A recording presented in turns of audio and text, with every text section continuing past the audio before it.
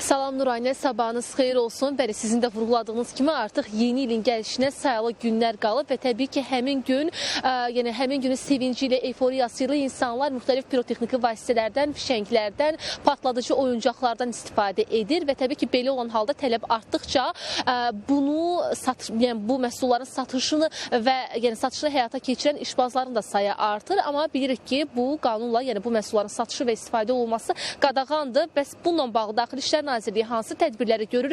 Daha təfərrüatlı informasiyanı ilə qonağın Daxili İşlər Nazirliyinin mətbuat xidmətinin əməkdaşı Elbrus İbrahimovdan alacaq. Xoş gördük Elbrus Bey. Buyurun, detalları sizdən eşidək.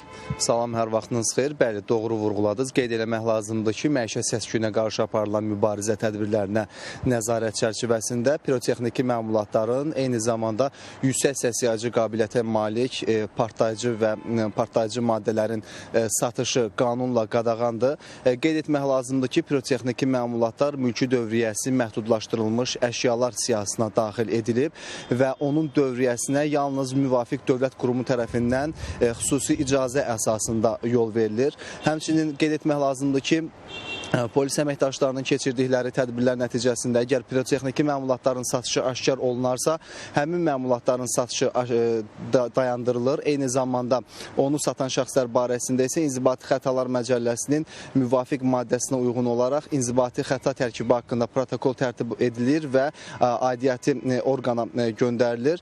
Çünki təhlükəsizlik standartlarına cavab verməyən pirotexniki məmulatlar insan sağlamlığına təhlükə yaratmaqla yanaşı, eyni zamanda ətraf mühitə və insanları da narahat eləyir və ətraf mühitə də ciddi ziyan vurur. Onun üçün də vətəndaşlarımızı bu kimi əməllərə yol verməməyə çağırırıq.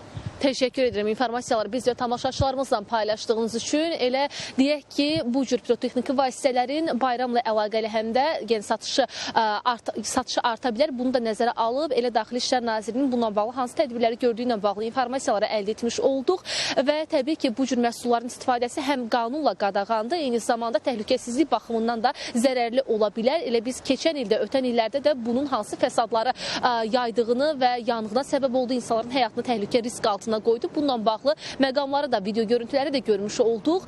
Çatdıra biləcəklərimiz bu qədərdir. Hər kəsi qaydalara, qanuna əməl etməyə çağırdı elə Daxili İşlər Nazirliyi. Bununla bağlı da informasiyaları təqdim etmiş olduq. Söz yenidən sizdədir.